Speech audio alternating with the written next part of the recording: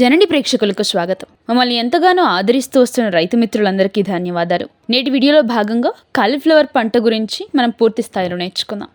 Cauliflower పంటను పూర్తి విస్తీర్ణంలో ఒకేసారి కాకుండా విడతల వారీలుగా వేసుకోవడం మంచిది. కాలీఫ్లవర్ చల్లని వాతావరణంలో, తేమగా ఉన్న వాతావరణంలో మంచి దిగుబడులను సాధించవచ్చు.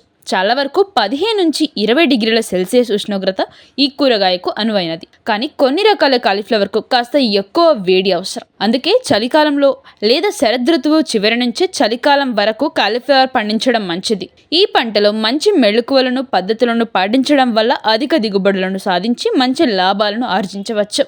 ఇంకా కాలీఫ్లవర్ పంటల్లో నేల తయారీ చూసుకున్నట్లయితే ఈ పంటకు నల్లరేగడి నేలలు, ఎర్ర నేలలు అనువైనవి. pH వచ్చేసి 5.5 నుంచి 6.5గా ఉన్న నేలలు సాగుకు అనుకూలమైనవి. కాలీఫ్లవర్ పంట వేయడానికి ఎంచుకున్న నేలను 2 నుంచి 3 సార్లు నేల వదిలయ్యే వరకు దున్నుకోవాలి. చివరి దుక్కుకి ముందు ఎకరానికి 8 నుంచి 10 టన్నుల పశువుల ఎరువు వేసుకొని చివరి దుక్కుని కలియదున్నాలి. ఇంకా నేల తయారీ చూసాం కదండి, విత్తుకునే విధానాన్ని ఇప్పుడు చూద్దాము. ఒక ఎకరానికి సూటి రకం అంటే దేశవాళీ రకం అయితే 300 గ్రాముల విత్తనాలు సరిపోతాయి. సంకర రకం విత్తనాలు అయితే 100 నుంచి 150 గ్రాముల విత్తనాలు అవసరం పడతాయి. నారు పెంచుటకు నారు మడులను నేలకు దాదాపు 10 నుంచి 15 సెంటీమీటర్ల ఎత్తుగా మడులను ఏర్పాటు చేసుకొని మడులపై అచ్చుగా గీతలు గీసుకొని విత్తనాలను వేసి మెత్తటి మట్టితో కప్పివేయాలి. విత్తనాలను నీటికి అందించి దానిపై వరిగడ్డిని పలచగా వేసుకోవాలి. ప్రతిరోజు నీటిని పైపాటుగా అందించాలి. నేలపై నారును పెంచే క్రమంలో మడులలో నీరు నిల్వకుండా చూసుకోవాలి. ఇప్పుడు మొక్కలు నాటుకునే విధానం చూసినట్లయితే నారు వయసు 25 నుంచి 30 రోజుల మధ్య మొక్కలు నాటుకోవడానికి సిద్ధం చేసుకోవాలి. మొక్కలను నాటుకునేటప్పుడు సాలుల మధ్య దూరం 60 సెంటీమీటర్లు, మొక్కల మధ్య దూరం 45 సెంటీమీటర్ల దూరం ఉండేలా చూసుకోవాలి. ఎకరానికి 15,000 నుంచి 18,000 మొక్కలు అవసరం పడతాయి.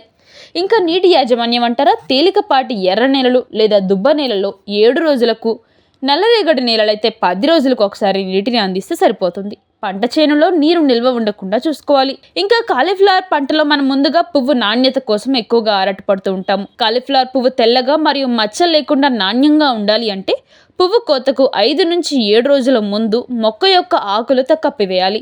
ఇలా చేయడం ద్వారా సూర్యరశ్మి పువ్వు మీద పడకుండా ఉండి పువ్వు తెల్లగా ఉండడం వల్ల మార్కెట్లో మంచి ధర రావడం జరుగుతుంది.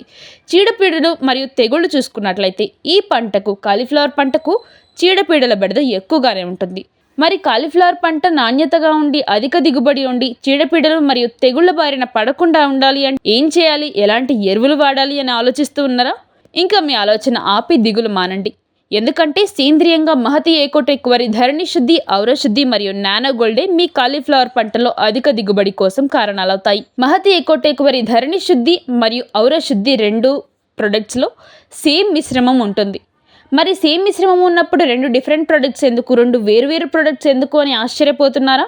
అయితే అందరి రైతులకు డ్రిప్ సిస్టమ్ ఉండదు. డ్రిప్ సిస్టమ్ ఉండాలని లేదు. సో దానికి డ్రిప్ వ్యవస్థ ఉన్న రైతులేమో ధరణి శుద్ధిని మొక్క కింద ఉన్న భూమికి అందించుకోవచ్చు. డ్రిప్ వ్యవస్థ లేని రైతులైతే వాళ్ళ పంటల్లో మొక్క కింద ఉన్న భూమికి ఔరశుద్ధిని అందించుకోవచ్చు. ధరణి శుద్ధి మరియు ఔరశుద్ధిలో లియోనైటేట్ మరియు సీవిడ్ ఉంటాయి. ఇవి భూమిని సారవంతం చేయడంలో సమర్థవంతంగా పనిచేస్తాయి. వేరు కుళ్ళు కానీ వేరు తెగులు కానీ దగ్గరికి రానియకుండా సమర్థవంతంగా కాపాడడంలో తనదైన పాత్ర పోషిస్తాయి.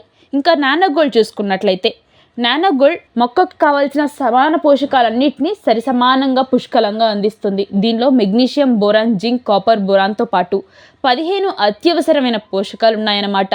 ఇవన్నీ మొక్కకు సమపాళలో అంది ఎలాంటి చీడపిరుగులు దగ్గరికి రాకుండా చూసుకుంటాయి. ఇంకా మొక్క పెరుగుదల లేకపోయినా సరే, లేకపోతే దృఢంగా లేకపోయినా, పువ్వు నాణ్యతగా రాకపోయినా నానో గోల్డ్ని తరచూ స్ప్రే చేసుకుంటూ ఉంటే ఇలాంటి సమస్యలు ఏవి తలెత్తవు. చూశారు కదండి, ధరణి శుద్ధి, ఔరశుద్ధి మరియు నానో గోల్డ్ వల్ల మన పంటల్లో ఎలాంటి అద్భుతాలు కలుగుతాయో.